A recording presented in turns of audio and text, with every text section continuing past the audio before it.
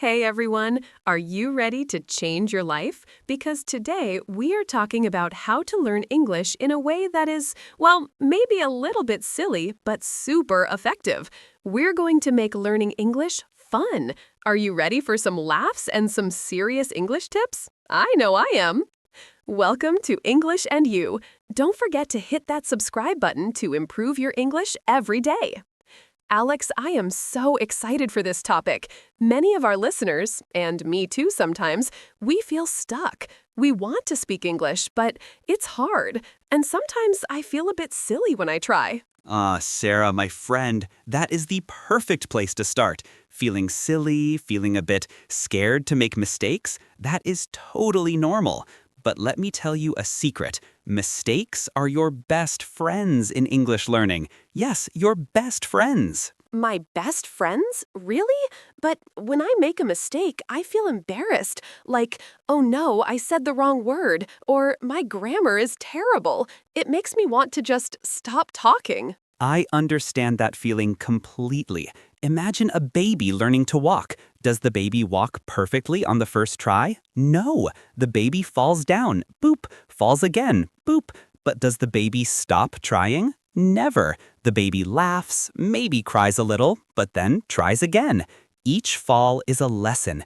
Each fall says, okay, that way didn't work. Let's try this way. So you mean my mistakes are like my little teachers?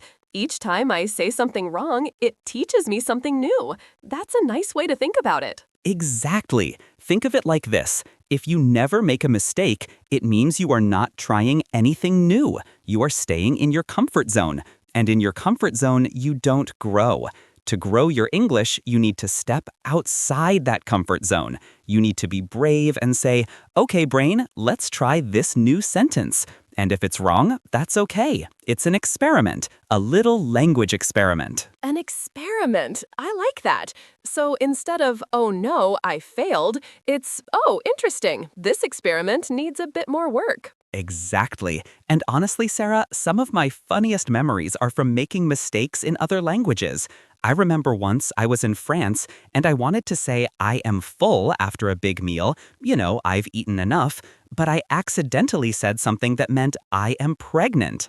Oh no, Alex, that's hilarious. What happened? Well, everyone at the table looked at me, then at my rather large stomach from the meal, and then burst out laughing. It was a very red-faced moment for me, but guess what? I never forgot the correct way to say I am full after that. That mistake was a very effective teacher. That's amazing. So a funny mistake can actually help you remember the correct way even better. I guess my fear of mistakes is just silly then. Yes, it's totally silly, and it's holding you back. So my first big tip for everyone listening, and for you too, Sarah, is embrace your mistakes. Make them, laugh at them, learn from them. Don't let the fear of saying something wrong stop you from saying anything at all, because if you don't speak, you don't practice. And if you don't practice, you don't get better. That makes so much sense.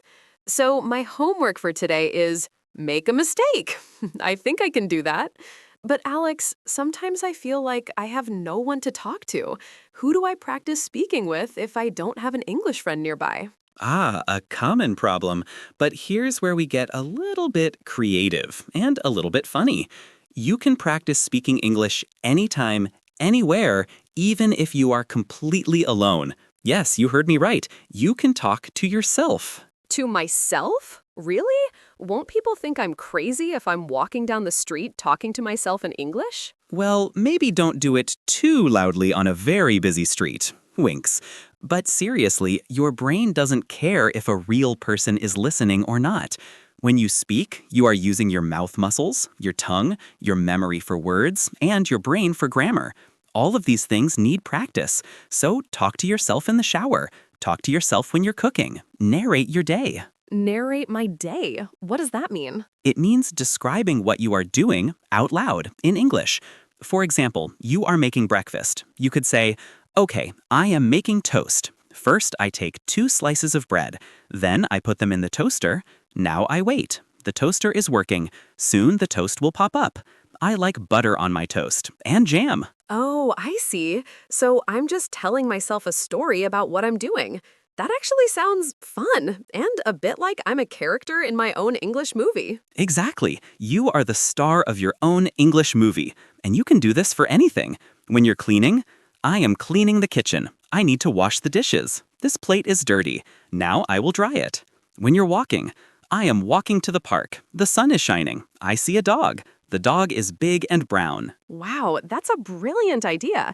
And it doesn't matter if I make mistakes because no one is listening anyway, right? Correct. It's your personal English practice zone. No judgment. You can also talk to your pets. If you have a cat or a dog, they are excellent listeners. They never interrupt and they don't correct your grammar. That's true. My cat Mittens is a very patient listener. I could tell her about my day in English. Mittens, today I went to the shop. I bought some milk. It was a good day, Mittens. Perfect. And if you don't have a pet, you can even talk to inanimate objects. Your plant, your coffee mug, your favorite lamp. Hello, lamp. You are very bright today. Thank you for the light. It might sound silly, but it works. Okay, talking to my lamp might be a step too far for me right now. But narrating my day and talking to Mittens, I can definitely do that. It sounds like a really low-pressure way to get my mouth moving and my brain thinking in English. It absolutely is. And the more you speak, even to yourself or your cat, the more natural it becomes. The words come out easier, your tongue gets used to the English sounds. It's like going to the gym for your English muscles. My English muscles. I need to work them out. So we've talked about not being afraid of mistakes and practicing speaking even when alone. What's another important tip for beginners, Alex? Another huge one, Sarah, is listening. You need to immerse yourself in English sounds. Listen, listen, listen. But here's the trick for beginners. Don't worry about understanding every single word. That's impossible at first, and it will just make you frustrated. Oh, that's my problem. I listen to English songs or movies, and when I don't understand, I feel like, I'm not good enough. So I should just listen without trying to understand everything? Exactly. Think of it like a baby again. A baby listens to its parents for months and months before it starts speaking. It hears sounds, rhythms, tones. It doesn't understand every word, but it's absorbing the language. You should do the same. Listen for the general idea. Listen for the feeling. Listen for the rhythm of the language. So if I'm watching a movie, I shouldn't stop every 5 seconds to look up a word? I should just let it flow? Yes, let it flow, especially at the beginning. Choose things that are interesting to you.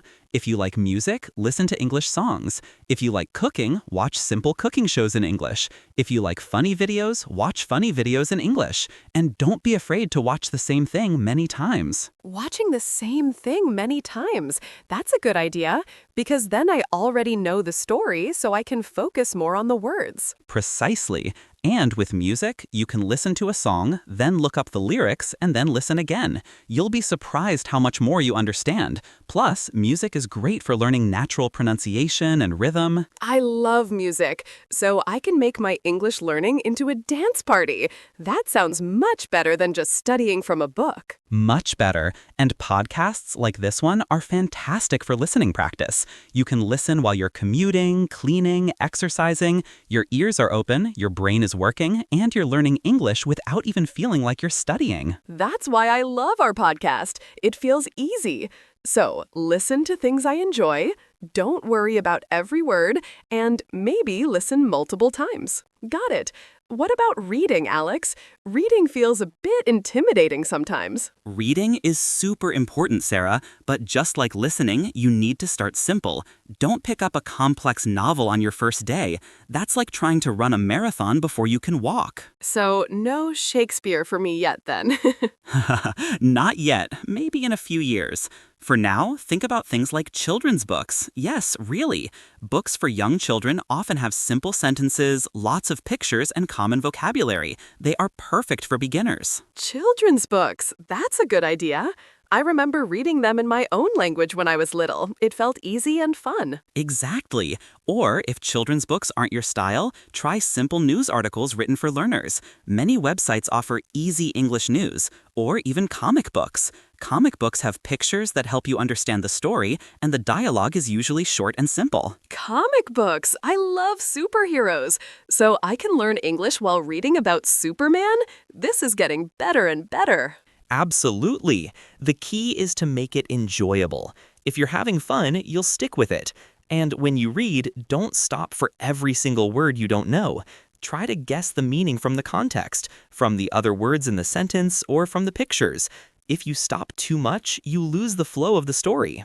So, similar to listening, don't worry about every word. Just try to get the general idea. Yes, and if there's a word that appears many times or a word that seems super important to the story, then maybe look it up in a simple English dictionary or use a translation app, but don't make it a constant interruption. Okay, I can try that. I'll find a simple English story or a comic book this week. What about vocabulary? I feel like I learn new words, but then I forget them so quickly. It's like my brain has a sieve inside it. Ah, the sieve brain problem, very common. The main reason we forget words is because we learn them in isolation. Just a list of words: apple, banana, house, car. That's not how your brain likes to remember things. So how does my brain like to remember things, Alex? Your brain likes connections. It likes stories. It likes using words in context. Instead of just learning apple, learn I eat a red apple every morning. Apples are healthy. Or my friend likes apple pie. When you use a word in a sentence or connect it to something in your life, your brain has more hooks to grab onto. So if I learn a new word, I should immediately try to make a sentence with it, or two sentences? Yes, make sentences. Make funny sentences. Make sentences about your cat Mittens. For example, if you learn the word fluffy, don't just write fluffy equals soft. Write, my cat Mittens is very fluffy. I love to pet her fluffy fur. Sometimes my fluffy blanket is also very warm. Oh, I get it. So I'm building a little web of meaning around the word. That's much more helpful than just a single definition. Exactly.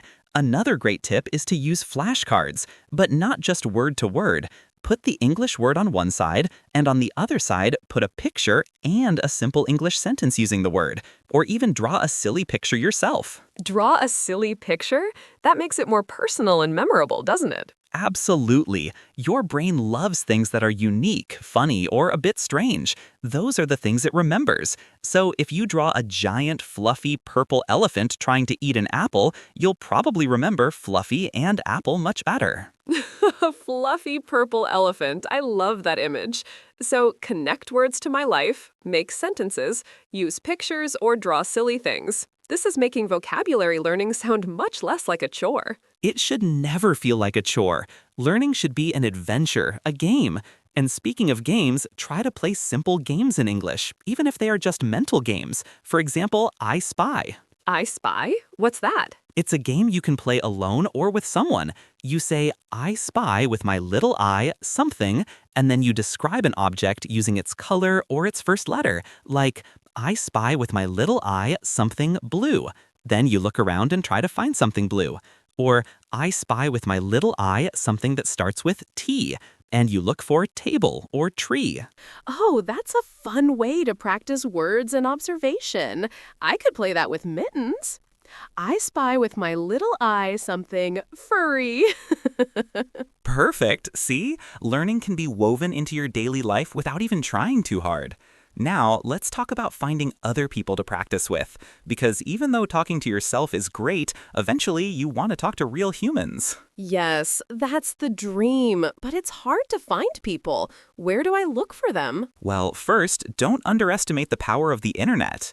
There are many language exchange apps and websites where you can find people who want to learn your language, and they can help you with English. It's a win-win. So I can help someone with my language, and they can help me with English?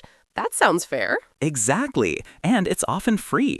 You just need to be brave enough to start a conversation. Remember our first tip? Don't be afraid of mistakes. Everyone on these apps is there to learn, so they understand. That's true. what if I prefer to meet people in person? I like face-to-face conversations. If you prefer in person, check your local community centers, libraries, or universities. Many places have language exchange meetups or English conversation clubs. People gather just to practice speaking English. They are usually very welcoming to beginners. Oh, I never thought about my local library. That's a great idea. I could check their notice board. Definitely. And sometimes, even just striking up a conversation with someone who is clearly learning English or a native speaker can work. If you're in a cafe and you hear someone speaking English, you could politely say, "Excuse me, I'm learning English. I really liked your accent. Could I just ask you a quick question?" Most people are friendly and happy to help. That takes a lot of bravery, though, to just go up to a stranger? It does. But remember the baby learning to walk? Sometimes you have to take a big step. And the more you do it, the easier it becomes. Start with a simple, "Hello, how are you?" and see where it goes. You might make a new friend. And again, if you make a mistake, who cares? It's a learning opportunity. Okay, Alex, you're right. I need to be brave. I need to try. So, to recap, embrace mistakes, talk to myself, pets, lamps, listen to fun English stuff, read simple books, learn vocabulary and context, and find people to talk to. Is there anything else? Any final big tip to keep us going? Yes, Sarah, one more super important thing. Make it fun and set small, achievable goals. Learning English should not feel like a punishment. If you don't enjoy it, you won't stick with it. Make it fun. I think all your tips today have made it sound fun. But what about goals? I always set big goals, like, I want to be fluent in 3 months, and then I get disappointed. That's a very common trap. Fluent in 3 months is like saying, "I want to run a marathon tomorrow." It's too big, too fast. Instead, set small, realistic goals. For example, this week I will learn 5 new words and use them in a sentence every day. Or this week I will listen to 1 English podcast episode and try to understand the main idea. So, small steps, not giant leaps. Exactly. And when you achieve that small goal, celebrate it. Give yourself a little reward. Maybe watch an episode of your favorite show or eat a small piece of chocolate. Your brain loves rewards, and it will associate English learning with positive feelings. So, if I learn 5 words, I get a chocolate. I like this system. It works. And also, connect English to your hobbies. If you love cooking, find some simple English recipes and try to follow them. If you love video games, play a simple game in English. If you love watching sports, try to listen to an English commentary. So, use English to do things I already enjoy doing. That makes it feel less like extra work and more like just living my life in English. Precisely. English becomes a part of your life, not a separate, difficult task. And remember, every little bit of practice helps. 5 minutes a day is better than 1 hour once a week. Consistency is key. Consistency and fun, and not being afraid to make mistakes. Alex, this has been truly eye-opening. I feel much more motivated and much less scared now. Thank you. My pleasure, Sarah. Remember, this journey is a marathon, not a sprint. Enjoy the process, laugh at your mistakes, and keep going. You can do it. Wow, what an amazing episode. I feel like my English journey just got a whole lot more exciting and a lot less scary. Thank you so much, Alex, for all these fantastic and funny tips. I'm gonna go talk to my lamp now. Just kidding. Mittens first. Good luck, Sarah, and Mittens. And thank you, our wonderful listeners, for joining us on English and You. We hope this episode has inspired you to make English learning a fun and fearless adventure. Don't forget to embrace those mistakes. They are your best teachers. Yes, thank you for listening. If you enjoyed this episode and found it helpful, please remember to hit that like button, subscribe to our channel for more English tips, and share it with your friends who are also learning English. The more, the merrier. See you next time, English learners. Keep practicing, keep smiling, and keep making those wonderful mistakes. Bye for now. Keep learning.